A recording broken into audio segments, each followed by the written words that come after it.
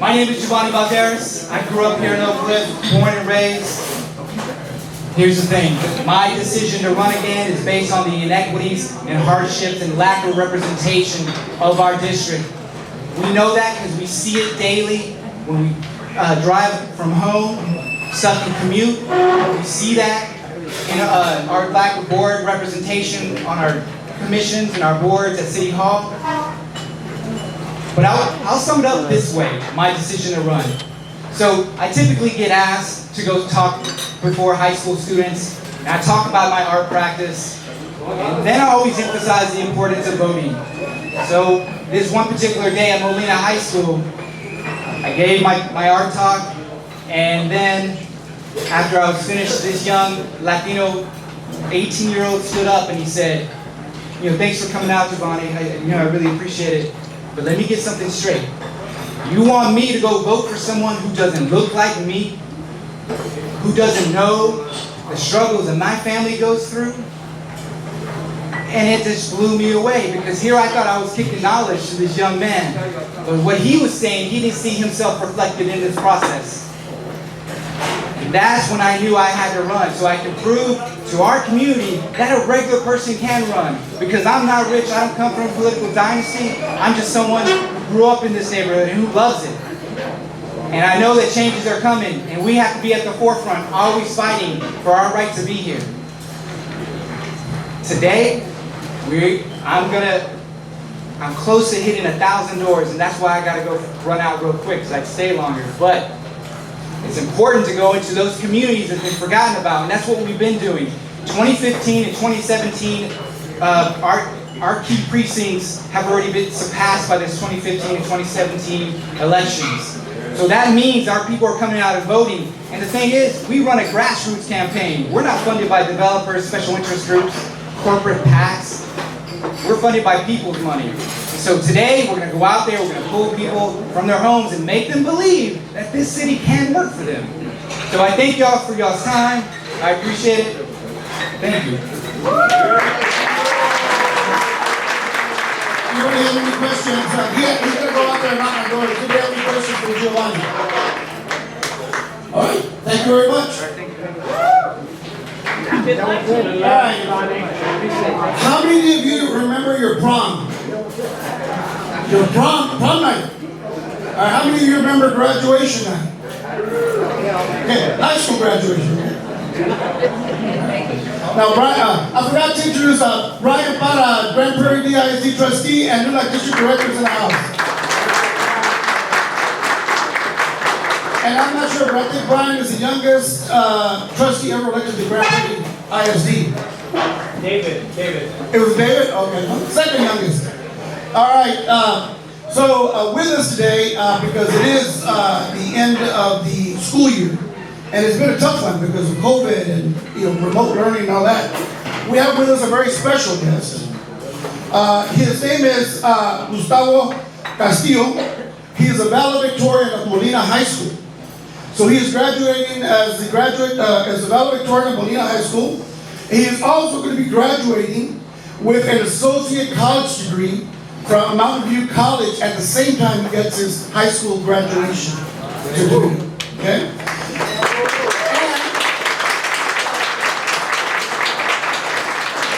He is planning to attend the University of Texas at Arlington and UTA and wants to major in electrical engineering. Let's give a big hand to the valedictorian of Molina High School, Gustavo Castillo.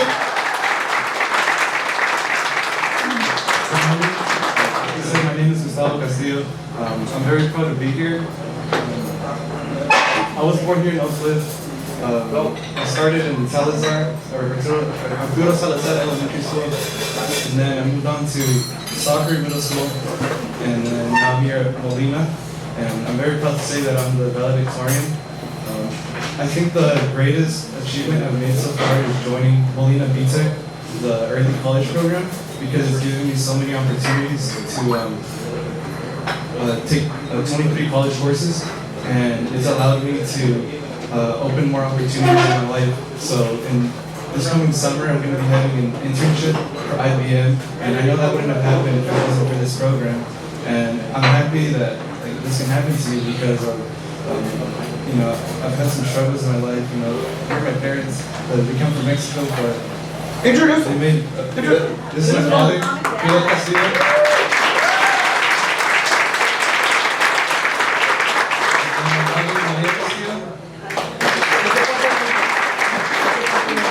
Son de Campo, Guanajuato. In the house. And estoy bien feliz que puedo hacer eso para ellos, porque han hecho muchos sacrificios. Y aquí estoy. Y I'm ready for everything else that's to come. I can't wait to go to UTA to study for electrical engineering. I'm ready.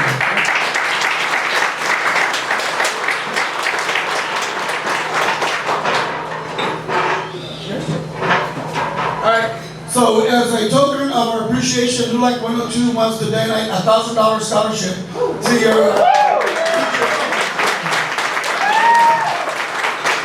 I got a question. This is Juan Martinez. He is the CEO of the Hispanic Contractors Association, so he might have a job for you. Hold on. Definitely have a job for you, but we'll match the Ringo scholarship. $2,000.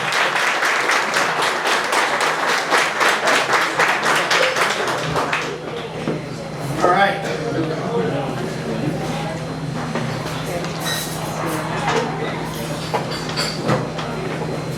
Our next speaker has been a member of the Dallas Police Department for over 25 years. He began his career at the age of 20 and started serving on numerous assignments, including the homicide, gang, and narcotics units. He worked as a Dallas City Hall liaison. He graduated from the University of North Texas, my alma mater también, UNT. He got a master's degree in criminal justice. He was born in Durango, Mexico, and moved to the United States when he was 5 years old. He's originally from the East Dallas area, and he is now the Major of Police for Community Relations, Juan Salas. Juan.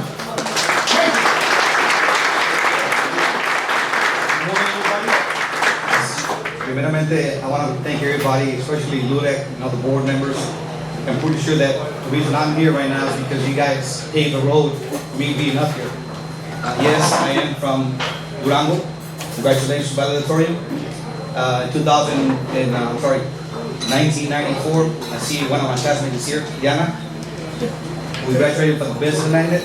I was asked to be valedictorian, but because my parents had no idea what valedictorian was, and I had no idea, and I had nobody to tell me what it was, I turned it down. I had a full scholarship to Brown University. I didn't know what was Brown University. I thought it was Brownsville, Texas. So I turned it down. And to me, I'm very passionate about education. I'm very passionate about empowering people, because that's the only way we're able to surpass our neighborhoods, our communities, and this is the only way we're able to impact and change how people see us, how people view us, and the vision that we have for everybody to be equitable. So I want to thank everybody that's meeting here, and I want to take this opportunity. Now, as a new major over community operations, my vision is that my units, all the NPOs, I hope everybody knows their NPOs, neighborhood police officers. And if you don't, please ask, join the Crime Watch. We can't do everything because we can't police ourselves out of crime, but we need your support. I remember being in homicide many times, going to a community where only Hispanics were there, and todos tienen miedo. They don't want to get close to us. So yeah, there was a body laying there, but nobody saw nothing, nobody heard nothing. They didn't want to get involved. So I want to thank everybody, and hopefully you can take that to your communities and tell people to join the Crime Watch meetings, to know their NPOs. But my vision as the new commander of the community operations is for us to continue to reach that gap, for people to understand that yes, I do have a family, I do have 2 daughters, and it's just this uniform that I do here, and yes, I love my community, and yes, we want to make a difference. So moving forward, I have a lot of resources here now. All of you are my resources, because you are my eyes and ears. You just want to be engaged. So being here, I know that you're engaged. So I want to thank everybody. I look forward to working with every single one of you. Y sigamos adelante. Thank you, sir. Does anybody have any questions regarding police community relations, what's going on with our new police chief. He was here last month. Chief Eddie Garcia, who was the first Latino police chief in Dallas. Anybody have any questions or ideas, or anybody want to talk about joining the police department? Things like that. Nadie? Well, right? All right, thank you.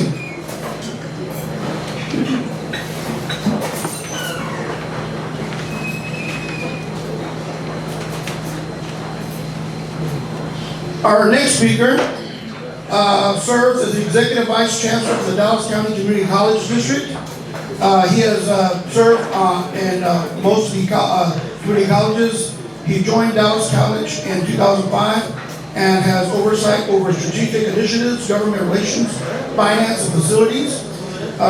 He currently is working as the Vice Chancellor for the Dallas County Community College District. Let's give a big hand to Dr. Justin Landon.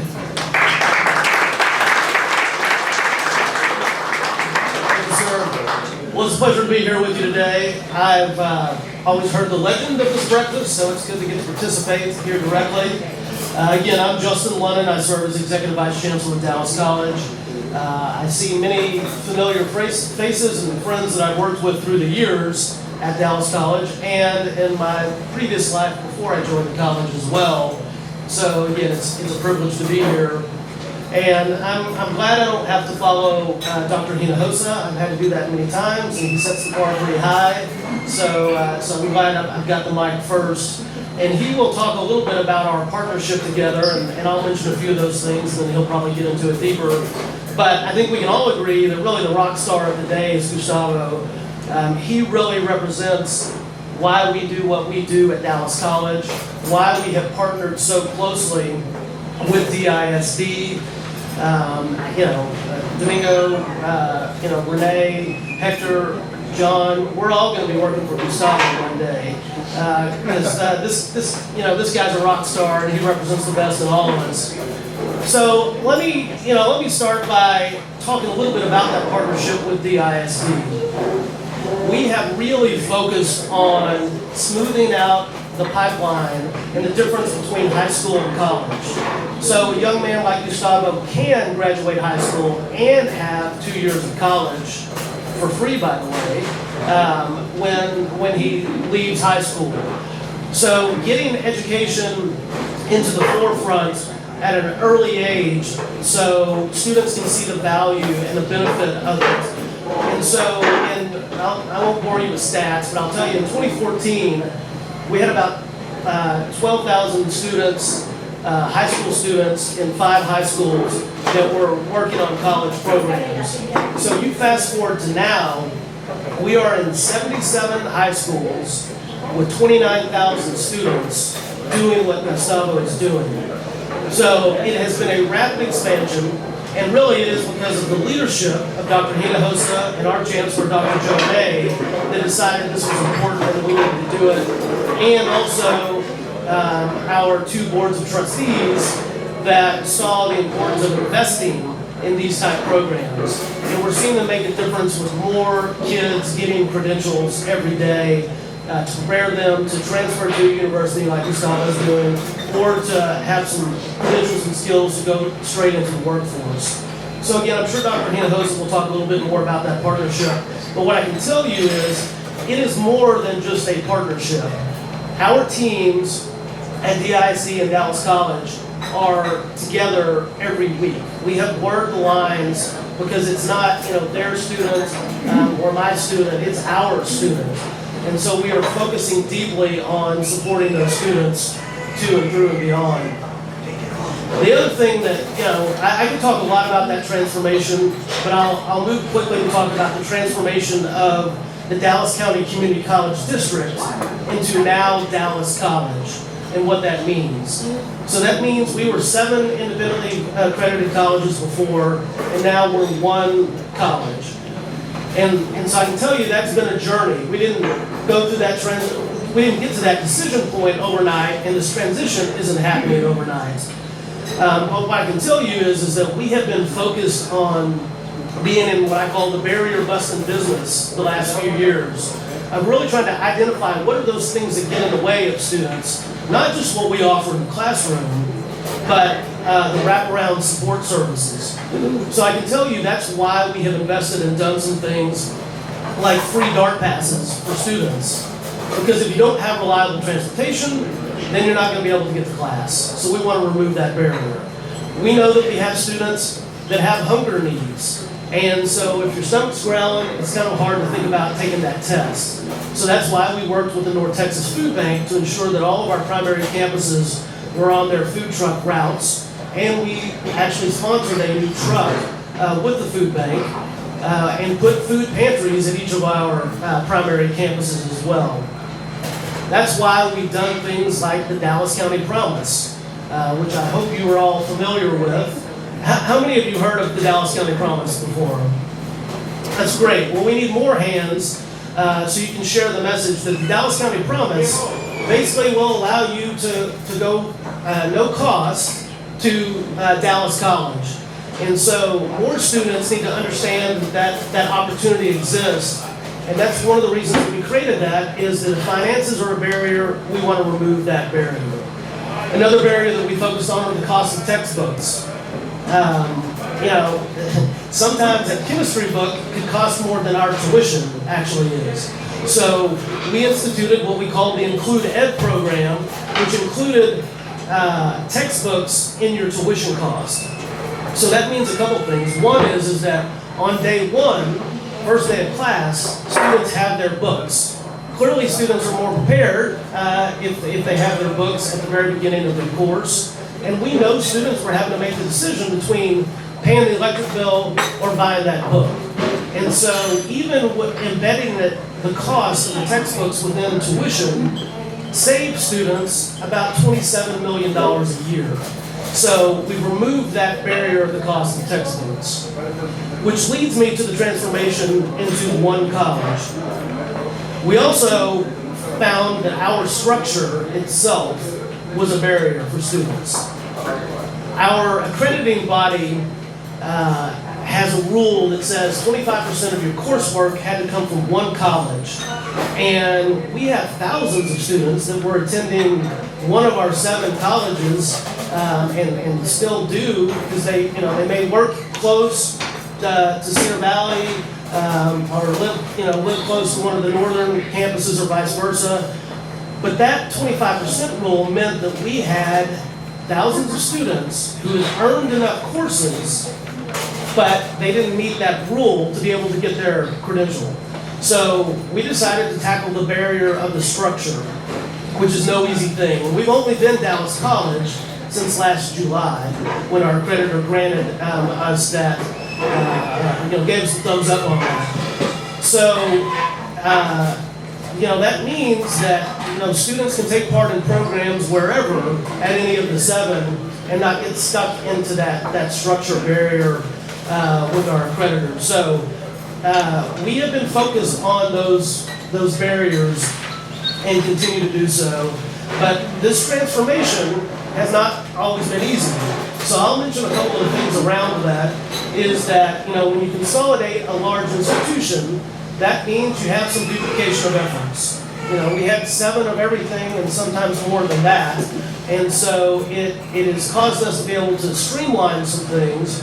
And so one of the things we did was we reorganized our academic programs into schools of. So like programs, instead of having 3 different nursing programs, we have 1 within the health college, health school.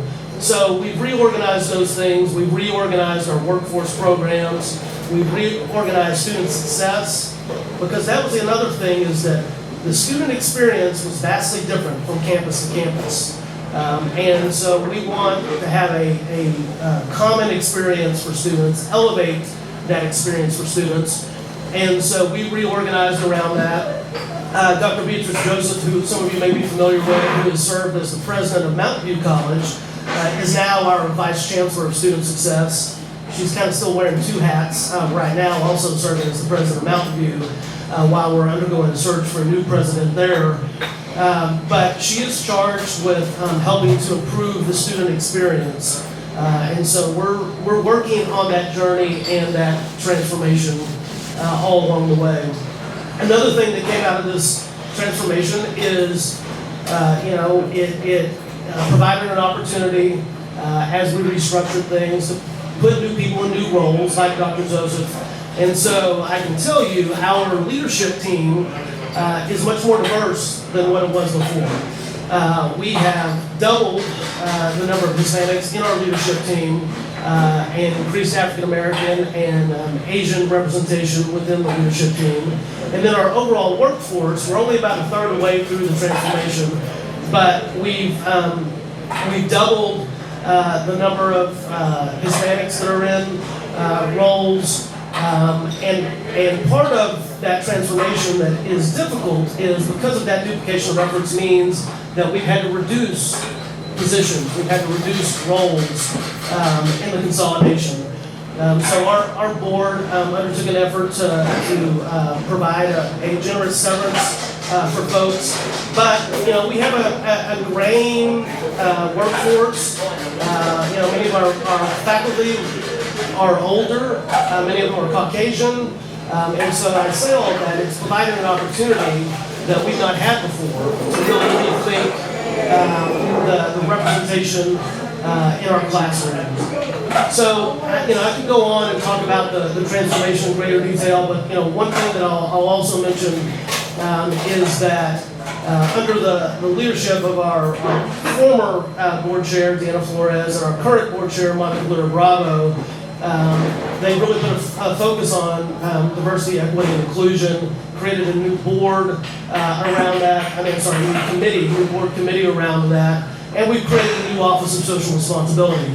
And I mentioned that because part of that new office is rethinking our MWBE efforts. And so a new supplier diversity office that John and I and others have talked about, that actually on Monday we launched the search for a new director of that office, so we can make sure that we're providing business opportunities and representation within our minority and underserved communities.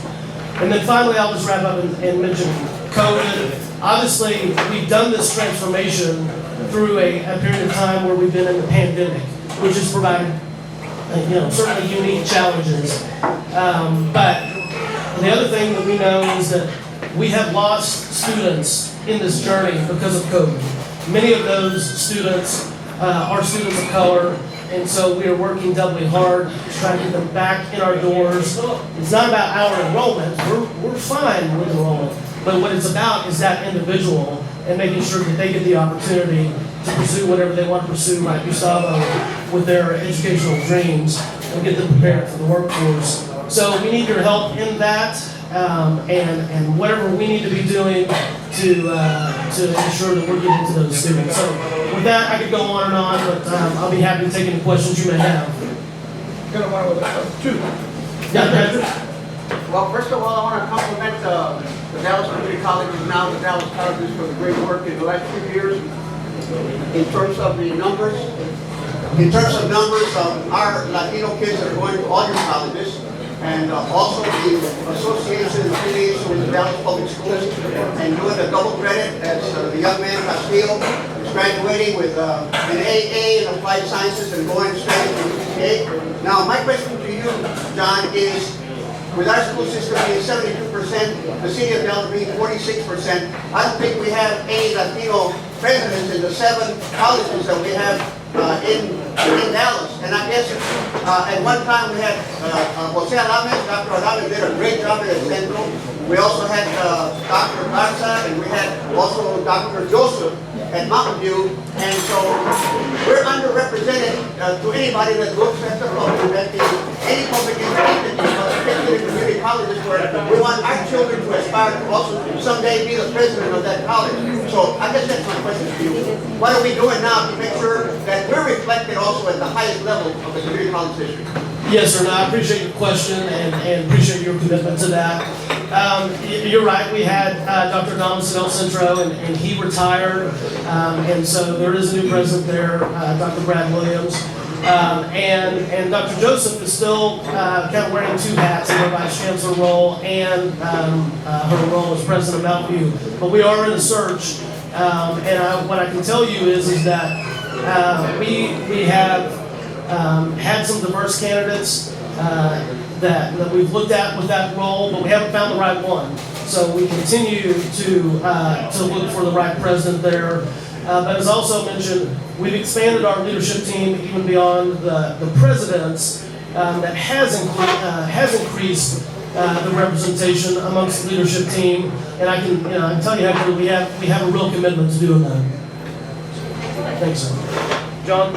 Good morning. Oh, I'm sorry. Hey, good to see you. My name is Renato Los Santos. I'm with the LULAC Education Centers, and I'm wondering, could you share with us what the plan is, or is the opportunity for students to actually enroll or go to school in person for this summer, perhaps, or possibly in the fall? And also, I just want to take the opportunity to recognize Richard Zambrano here in the audience. He's a big icon in LULAC, so thank you. Yeah, great. Good to see you, and thanks for the question. Yeah, as I mentioned, we know that there's been loss of learning in this remote environment. And so we are fully committed to getting back to face-to-face classes as we can. And certainly, as we've worked with Dr. Hinojosa and his team, with what they're planning to do in the fall, especially for our combined courses and offers, we want to make sure that we're on the same page. But I'll tell you, we never fully shut down because we have so many workforce programs that require face-to-face interaction, whether it's HVAC or automotive or other workforce programs, nursing labs and others, that we had to keep some degree of face-to-face using the protocols, the safety protocols where we could, but within some of our broader academic programs. We know it's been tough. It's been tough for students for a multitude of reasons. So we're increasing the number of face-to-face courses starting this summer. And then in the fall, we plan to be back majority face-to-face. And I can tell you, as we've surveyed students and talked to students, they want more of both. There's some good things that we've learned through remote learning, some things that we need to improve. And so we're gonna keep that option for purposes of flexibility for students that maybe can't or don't have time to actually come on campus. But we are in the fall. We're going to be primarily face to face. John. Yeah, I think that both Dallas ISD and Dallas College is doing an awesome job. I remember one of the speeches that Dr. Hinojosa did recently. I called my daughter and said, hey, take our grandson out of private school, put him in Dallas ISD. We're products of Dallas ISD, and they're doing even more and more work.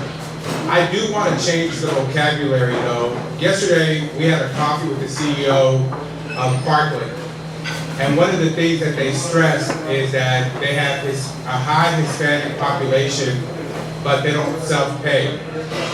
That's the vocabulary we need to change, because DISD, Dallas College, Parkland Hospital, City of Dallas would not be growing without Hispanic population. And nothing is free. One thing that has never needed inclusion or diversity programs is taxation. Everyone gets paid. I've had tax bills as low as $3, and I've never gotten a letter that says, hey John, it's just $3, it's really small, don't pay it. So the students that go to Dallas ISD, the people that go to Parkland and Dallas College, it's not free. It's off the men and women, like this young man's father, who came here and is paying taxes every time he buys something and if he has a property and so forth. So we have to change the vocabulary that Hispanics somehow get a free ride. We don't. Let me tell you, UT Southwestern, most of those people have insurance, but neither Dr. Cerise nor the CEO of UT Southwestern give a damn where that money's coming from. They just want the money to come. And believe me, I know that Dr. Hinojosa understands the value of a student in his school and what that cash revenue is. So let's stop saying that we're free and we're getting a ride, and let's make sure that we give credit where credit is due, number one. Number two is, it's not the first opportunity that they have here. My family was in Texas before Texas was part of the U.S. We've always had Hispanics here. Whether Dallas College chose to hire them, to groom them, and put them in those positions, but in 2021, it's not the first opportunity. So I commend you. I think you made giant strides with Yana and Dr. May and yourself, Justin. But it's 2021. We can't be saying we're so proud we got the first Hispanic doing this. And the other thing that I'm going to say, I love all my Hispanic brothers and sisters and all my brothers and sisters here that make Dallas great. But damn, can we hire some Mexican Americans who are making up the majority of the population onto these jobs, right?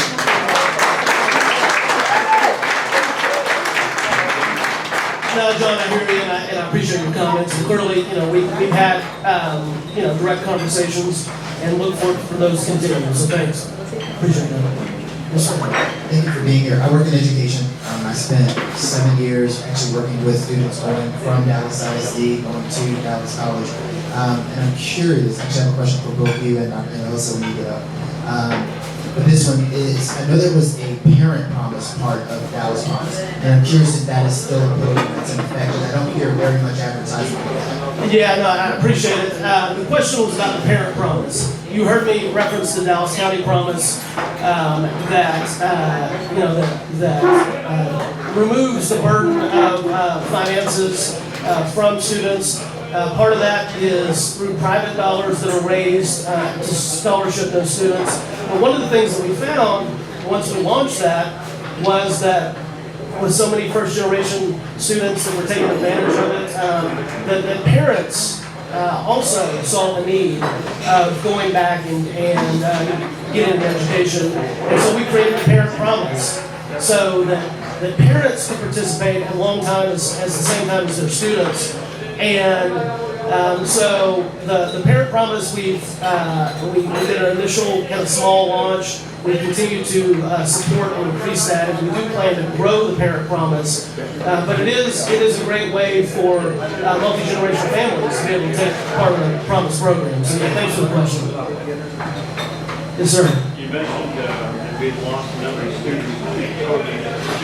Tell us what you guys are doing outreach and bringing the students back to home. Yeah, no, the question was about the loss of students through COVID and what we're doing to support that. So with us revamping our student services operation, we've done some things that we quite frankly hadn't done before, which includes expanded customer service, outreach. We did a texting campaign throughout COVID to every one of our students. We called every one of our students. And so part of that is a comeback campaign. Those students that were with us before and now aren't, we have teams that are doing direct calls, doing texts, and reminding them of what new opportunities could exist if they can come back in. And I'll tell you, we're also working on some specific scholarship programs for those students. I mean, our average age student is 25 years old. So they've got life, they've got family, they've got other things going on. And we know when COVID hit, it's continued to go to college. They had other things they need to focus on. So we are working on specific scholarship programs that can entice them to come back. Thank you so much. All right, thank you. Thank you all, appreciate it.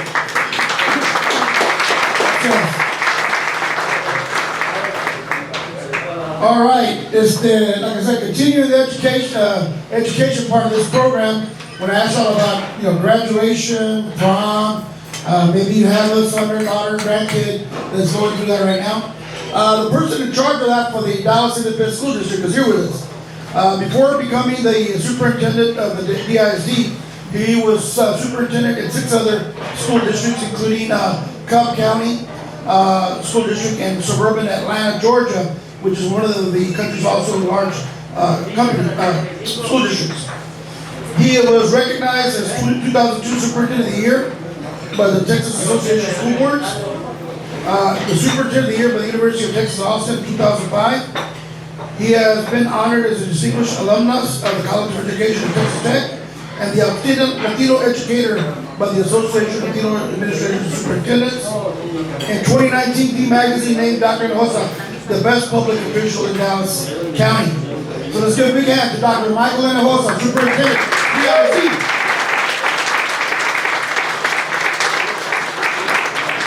Buenos dias. Thank you, Domingo, and thank you for all your support.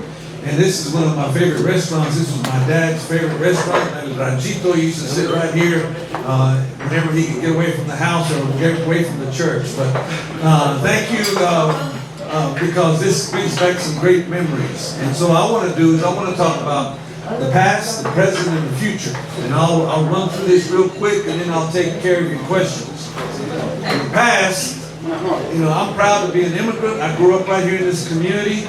I'm proud to be a Latino, and my family is really proud to be from Oak Cliff when people from Oak Cliff didn't even get a chance many years ago. So we're very proud that we've made it this far. I'm also proud that I grew up in Dallas ISD, and I was a student here, and I was a teacher here, and even Renee and Oscar Rodriguez and other people helped me, wanted me to become an administrator in Dallas. And I couldn't even get an interview at Valstoria for assistant principal. So I had to leave and then come back. And many of you have left and come back. So you don't need to give up when things go tough. And when I first became a superintendent, it was in 1994. Some of y'all weren't even born in 1994. But when I became a superintendent, somebody asked me, what is your career goal? What do you want to be? I said, I want to be the superintendent of Dallas, and they started laughing at me. Why? Because Dallas had 5 superintendents in 5 years, and one of them went to prison. And why would you want to be the superintendent of Dallas? I said, because that's where I grew up, that's part of my DNA, that's where my family is, and surely I could do a better job than some of the people that have been here. So that was the past. Then, in the present, I'm very excited and enthused because of some of the things that Justin talked about. Let me tell you, one of the things I'm not proud of is in 2009, when I was superintendent of Dallas, only 7% of our students had some kind of post-secondary credential 6 years after graduating. Let me tell you, this graduating class, I know we had the valedictorian Molina, I think he seems somewhere, hey, let's give him a round of applause. Congratulations. This graduating class, 2021, despite a tornado, a pandemic, and a snowmageddon, 10% of our kids are graduating from high school with an associate's degree before they start the 6-year journey. So thanks to community college, let's give them a round of applause.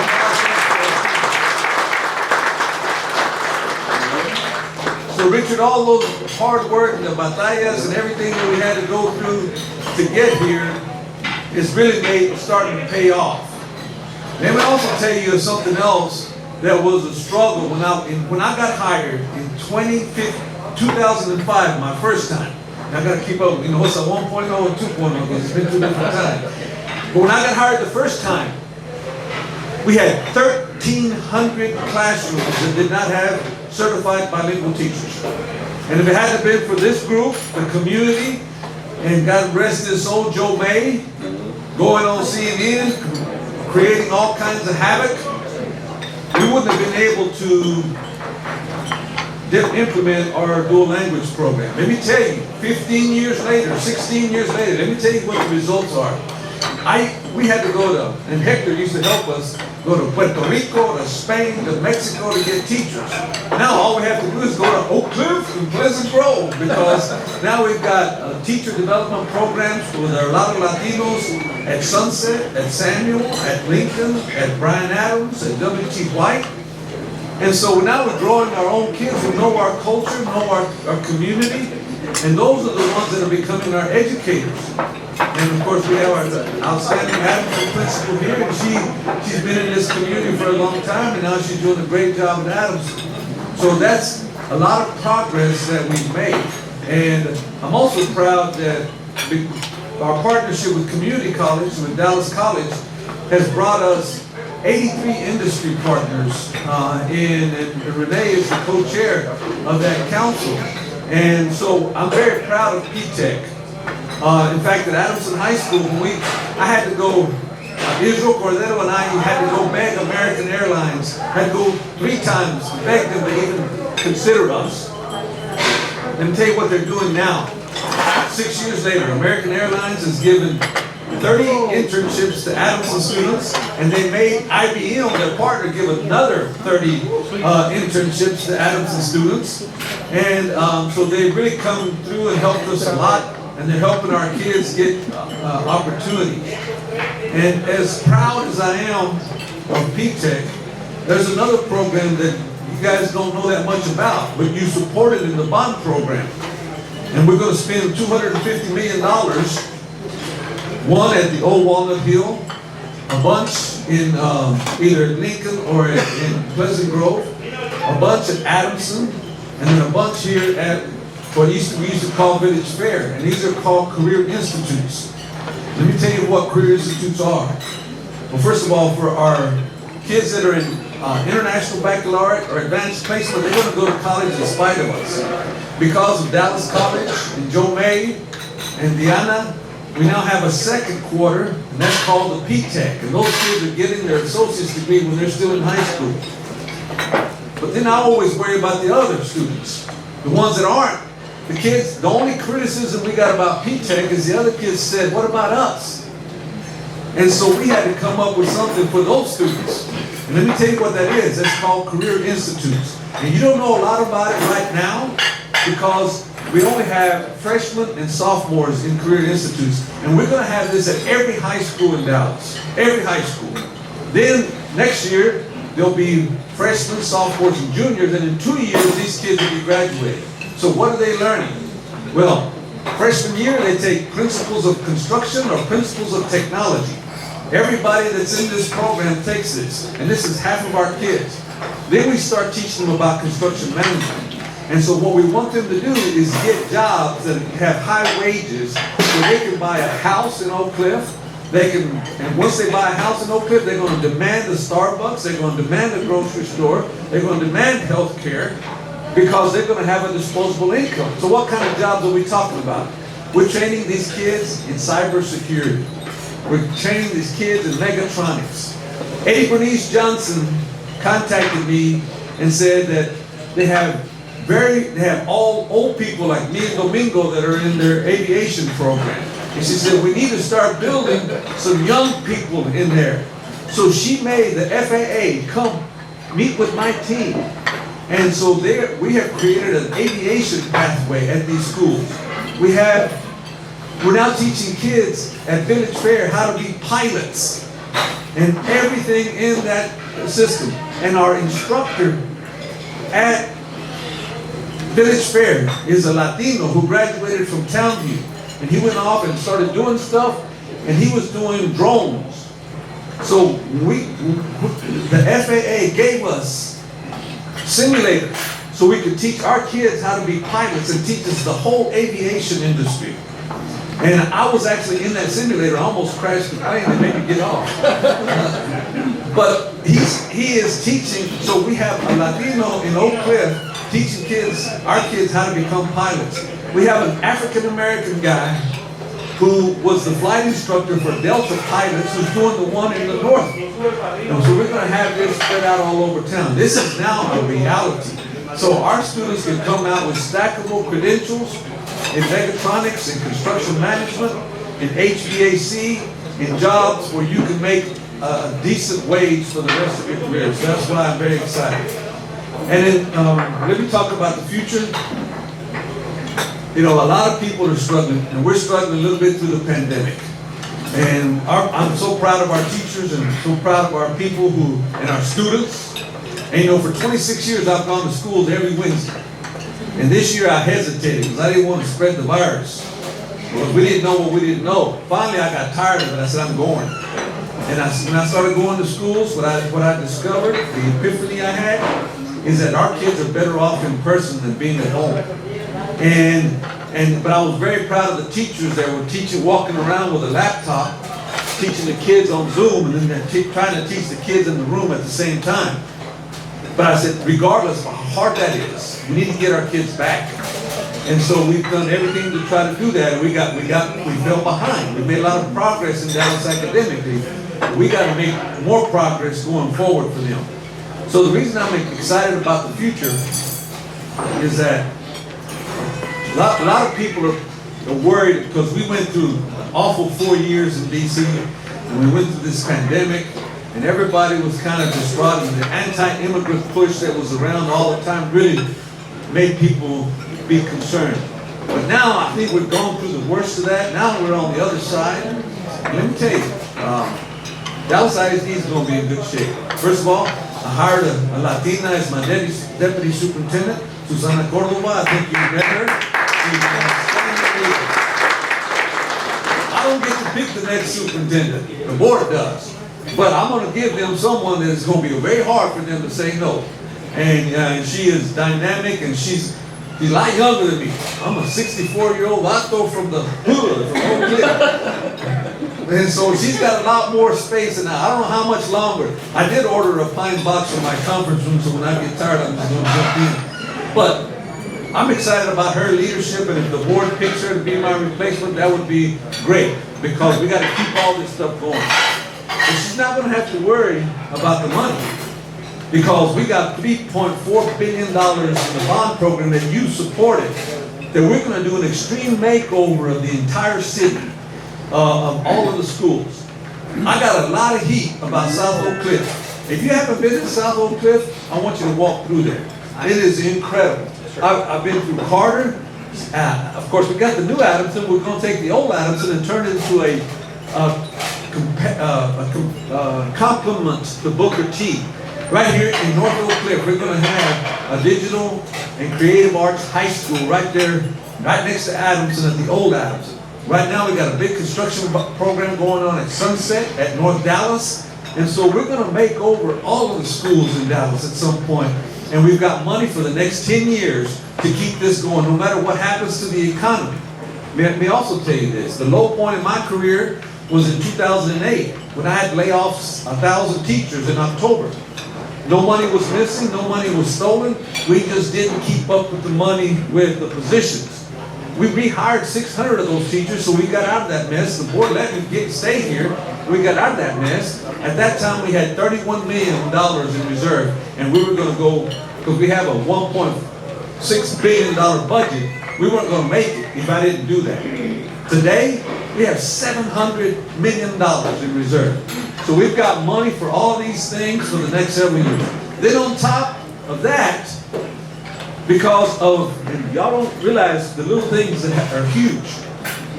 Because I was superintendent in Georgia, in Cobb County.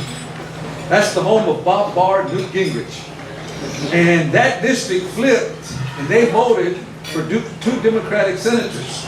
And because of that, and that's the only reason now we've got all of these federal dollars that are starting to come. And not only is it for stimulus, but the new administration has pushed a lot more money for Title I, for Title I students. So we are going to have no excuse. That's why I'm excited about the future, because now we got to be smart on how we use this capital, short-term and long-term, to make sure that our community now thrives. The African Americans took it hard for a long time. The Latinos have taken it hard for a long time. But now that we're going to have this authority and these resources, we cannot lose this opportunity. And so I'm very proud of the support I've gotten. And sometimes it hasn't been pretty, Domingo. Sometimes we've had some issues.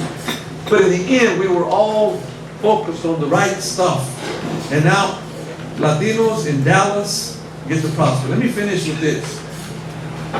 A lot of people don't understand Dallas. And that's one of the reasons that I wanted to hire someone, because, and I'm very proud of the new police chief, because I'm wrong. I said, you can't be successful in Dallas as a police chief or the superintendent if you don't know Dallas. Well, Eddie's proving me wrong, because he's doing a great job getting to know Dallas.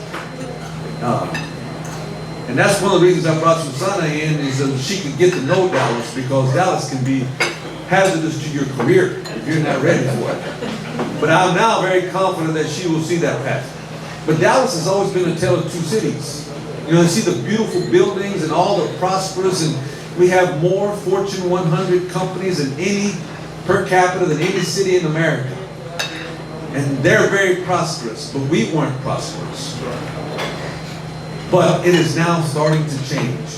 And in fact, we never apologize for our demography. We have 150,000 students. We have 72% Latino. We have 45% English learner. Because of what Joe May and some of you warriors did way back in the 2000s, let me tell you, there are 5,000 school districts in America. Only 50 of them have 70,000 students. Dallas ISD has 70,000 English learners. We have more English learners than Frisco has kids. We have more English learners than San Francisco has kids. We have more English learners than El Paso, than San Antonio. But now our kids have an opportunity for success as we see our Molina valedictorian here. Because now we've built the academic infrastructure. Once you get an education, they can't take that away from you.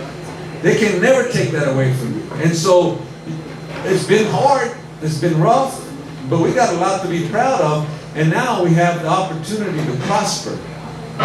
And so I'm very proud of some of the warriors in this room that you wondered if you were making a difference. But we can't be satisfied. And you know, we got to make sure that we keep this thing going for the long game. And I'm very excited now when I see the career institutes and the PTECs and all the other opportunities that our students are going to have. So I'll stop there. I'll be glad to take any questions, comments. Well, Superintendent, in the last 10 years, Hector, and then we'll go back over here, Carlos. in the last 10 years, the enrollment of public schools, we have these charter schools that have encroached on the public school domain. In Dallas alone, I understand there's like 30,000 kids that go to charter schools that could be in the public schools. And I know you have to compete with that by coming up with all these great programs through credit, the academies, the criminal justice programs at the high schools, on and on and on. What's going to happen at the legislature? Are they going to continue supporting charter schools to the demise of the public schools? I guess is my question. Great question, Hector, and it is something I worry about. When I was superintendent here before, when I left in 11, we had 10,000 kids in Dallas ISD that went to charter schools. When I got back, it was 40,000 kids that live in Dallas ISD that went to charter schools. We've gotten some of those back, but not enough. And the legislature is very friendly to charters. And so someone asked me, so you're against charters? I said, well, I'm not. I don't like charter schools. I like great schools. If you're a great school, I like you. But if you're not one, and very few charters are great schools, we figured out how to compete. 30% of the Dallas ISD kids don't go to the school in their neighborhood. So they got options. But it used to be just town view. You had to have a test score to get in. But now we have dual language, we have personalized learning, we have single gender, we have a lot of options. So my approach is I want to beat the charters at their own game. But the rules are unfair. They're stacked against us because a parent can say they don't have to accept you at a charter school. And also, if you get in, you don't get to stay. If you misbehave, you get thrown out. We don't have that opportunity. In fact, that's why I'm reinventing our out of school suspension thing. So, but what I've discovered, Republicans love charters. A lot of Democrats love charters, especially they get a political contribution from the charter people. And the foundations love charters, so they're not going away. So what we got to do is step up our game and beat them at their game. And I think we can. We have enough smart people. So, but I think they do commit some of them commit some malpractice education. Thank you. On March 10th, Makayla Villatoro at Piedmont Global Academy was viciously assaulted in a bathroom at that school. There was a videotape of that fight that lasted 5 minutes. There was about 20 students inside the bathroom, and it went on and on and on for about 10 minutes. There was no response from any counselors, there was no response from any teachers, there was no response from any security, there was no response from any adult. Prior to that, there was a history of bullying against this child. Taunts, text messages, WhatsApp, Snapchat attacks on this child of 11 years old. On March 11th, she goes home and she basically is preparing to celebrate her 12th birthday. And that evening, she commits suicide. She kills herself at home. Piedmont Global Academy did not respond. They didn't visit her. They didn't talk to her. They didn't talk to the parents. They didn't go to the funeral. They didn't provide any flowers. There was no investigation, no response. A month later, we request a meeting with Laudo, the assistant director, and 1 month after this child commits suicide because of bullying at your schools, the DISD finally responds. What are you doing to prevent bullying of our children? And what are you doing to develop a plan of action to prohibit, one, the bullying of students, second, providing follow-up to the parents and the children who commit suicide, and third, to prevent the gladiator videotaping of fighting inside your